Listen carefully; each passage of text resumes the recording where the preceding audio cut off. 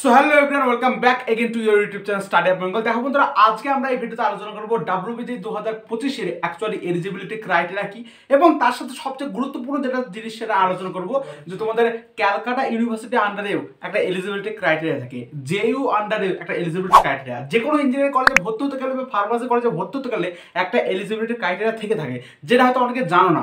এর ফলে কি যারা ডাব্লিউবিজি ভালো রেজাল্ট করার পরেও দেখা যায় ডকুমেন্ট ভেরিফিকেশনের সময় এলিমিনেট হয়ে যাচ্ছে এই সমস্ত কারণে। দেখো সবকিছু ঠিকঠাক থাকে, ডকুমেন্ট সব ঠিকঠাক থাকার জন্য একটা কারণে এলিমিনেট হয়ে যায়। সেই কারণটা কি, ভালো করে শোনো, ভালো করে আগে দেখো, জিনিসটা তোমাদের জানা খুবই প্রয়োজন। খুব স্বল্প পরিসরে ভিডিও হবে, দেখো। তো ফার্স্ট অফ অল দেখো, তোমাদের প্রত্যেকটা ইঞ্জিনিয়ারিং কলেজে একটা ভর্তি হতে গেলে একটা এলিজিবিলিটি ক্রাইটেরিয়া রাখে, যেগুলো সাধারণ কিছু জিনিস সেগুলো তোমরা পরে জেনে যাবে। কিন্তু যেটা মেন জিনিস সেটা তোমাদের পিসিএম, যেটা ফিজিক্স, কেমিস্ট্রি এবং ম্যাথ, এদের এগ্রিগেট 45%, মানে তিনটে সাবজেক্টের গড় যদি 45%-এর নিচে থাকে, তাহলে কিন্তু তোমার ডাব্লিউবিতে ভালো রেজাল্ট হওয়া সত্ত্বেও তুমি সেখানে কোনো ইঞ্জিনিয়ারিং কলেজে ভর্তি হতে পারবে না। ফিজিক্স, কেমিস্ট্রি, ম্যাথ তিনটেতে অ্যাভারেজ 45% তোমার লাগবে ওভারঅল। আর তোমার পাস করতে হবে কিন্তু ইংলিশে। অনেকে আবার ইংলিশে ফেল টেল করে যায়, ইংলিশে কিন্তু তোমাকে পাস থাকতে হবে, এবং সেখানে তোমার অ্যাটলিস্ট 30% নাম্বার কিন্তু লাগবে, অ্যাটলিস্ট 30%। এই দুটো যদি ক্রাইটেরিয়া পূরণ না করতে পারো, তুমি কোনো ইঞ্জিনিয়ারিং কলেজে কিন্তু ভর্তি হতে পারবে না। তাহলে কি বললাম, ফার্স্ট অফ অল পিসিএম অর্থাৎ ফিজিক্স, কেমিস্ট্রি, ম্যাথে তোমাকে এগ্রিগেট 45% লাগতে হবে, এবং সেখানে ক্যাটাগরি ওয়াইজ কিন্তু আলাদা হয়। ক্যাটাগরি যাদের হয়, যারা এসসি এসটি ওবিসি হয়, তাদের ক্ষেত্রে এই 45টা 40 হয়, মানে 40% পেলে হয়। আর অ্যাটলিস্ট আর মোটামুটি ইংলিশে তোমাকে পাস করতে হবে, অ্যাটলিস্ট 30% তোমাকে মার্কস রাখতে হবে।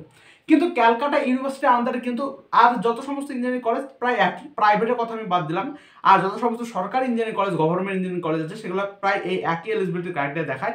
কিন্তু ক্যালকাটা ইউনিভার্সিটি এবং জেইউ মানে যাদবপুর ইউনিভার্সিটি, তারা নতুন দুটি রকমের এলিজিবিলিটি ক্রাইটেরিয়া দেখায়। দেখো তাদের একটা এলিজিবিলিটি ক্রাইটেরিয়া কিন্তু ভিন্ন রকম হয়, তারা নিজের মতো বেশ করে। তার কারণ দেখো, তোমার ক্যালকাটা ইউনিভার্সিটি যদি ভর্তি হতে হয়, তোমাকে পিসিএম এ ওভারঅল 60% লাগবে, ঠিক আছে? 60%, এখানে 45% ছিল, এখানে তোমার 60% লাগবে। আর ইংলিশের ক্ষেত্রে একই, ইংলিশে পাস হতে হবে, 30% লাগবে। আর ক্যাটাগরি হলে সেটা 55% নেমে যাবে, ঠিক আছে? 55% ক্যাটাগরি যারা হবে এসটিএসসি, তাদের ক্ষেত্রে 55% কিন্তু ওভারঅল লাগবে, ঠিক আছে? আর দেখো তোমাদের যে জেইউ, অনেকে সব থেকে জেইউর ক্ষেত্রে এলিজিবিলিটি ক্রাইটেরিয়া আরেকটু আলাদা। যাদবপুর ইউনিভার্সিটি, সেখানে পিসিএম মানে ফিজিক্স, কেমিস্ট্রি, ম্যাথে তোমাকে এগ্রিগেট 60% রাখতে হবে। আর ম্যাথে তোমাকে একদম স্পেসিফিকলি বলে দেওয়া হচ্ছে, ম্যাথে কিন্তু 60%-এর বেশি রাখতে হবে। যদি ম্যাথে 60% বেশি না হয়, তাহলে কিন্তু অসুবিধা আছে। তাহলে কি বললাম, পিসিএম এ এগ্রিগেট 60% লাগবে, আর ম্যাথ সাবজেক্টটায় 60%-এর বেশি নাম্বার লাগতে হবে, তবেই তুমি জেইউর জন্য এলিজিবল হবে। আর যদি তুমি চাও যে কোনো ফার্মাসি কলেজে ভর্তি হবে, তারা ফার্মাসি কলেজের জন্য পিসিএম এ 45%, পিসিএম এবং পিসিবি, যেটা ফিজিক্স, কেমিস্ট্রি, ম্যাথ হতে পারে, ফিজিক্স, কেমিস্ট্রি, বায়োলজি হতে পারে। তোমার এই ফার্মাসির ক্ষেত্রে বায়োলজিটাও অ্যাপ্লিকেবল হয়, সেজন্য 45% মার্কস নিলে হবে। আর ক্যাটাগরির ক্ষেত্রে 40% রাখলেই হবে, ঠিক আছে? ক্যাটাগরির ক্ষেত্রে 40% রাখলেই সেটা তুমি এলিজিবল হবে। এই হচ্ছে ব্যবসা।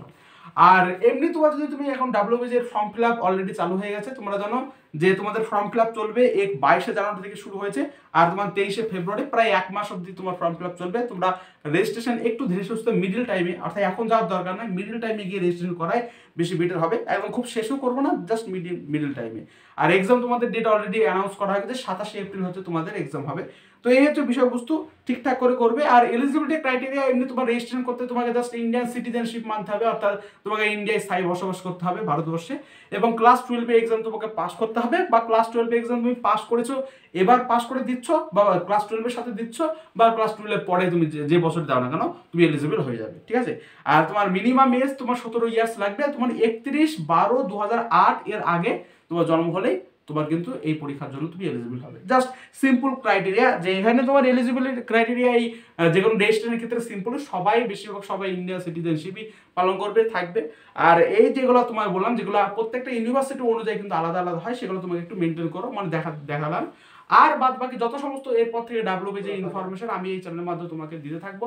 ডাব্লিউবিজি সহ প্রত্যেকটা যত সমস্ত কম্পিটিটিভ এক্সামের আপডেট আছে, সেগুলো তোমরা এই চ্যানেলের মাধ্যমে পেয়ে যাবে। তাই অবশ্যই সাবস্ক্রাইব করে চ্যানেলের পাশে থাকো। আর একটা কথা বলি, যে তোমরা যারা ডাব্লিউবিজি 2025 জন্য সঠিক প্রিপেয়ার হতে চাও, তারা অলরেডি একটা বং স্টাডি হ্যাব বলে একটা চ্যানেল আছে, যেখানে আমি অলরেডি আমি সহ যাদবপুরে অনেক 5-6 জন এরকম আছে, তারা কিন্তু একসাথে পড়াচ্ছে। তো সেখানে ব্যাচের প্রাইস দিন দিন আরো কম হয়ে যাবে যত ডাব্লিউবিজি পরীক্ষার সামনে আসবে।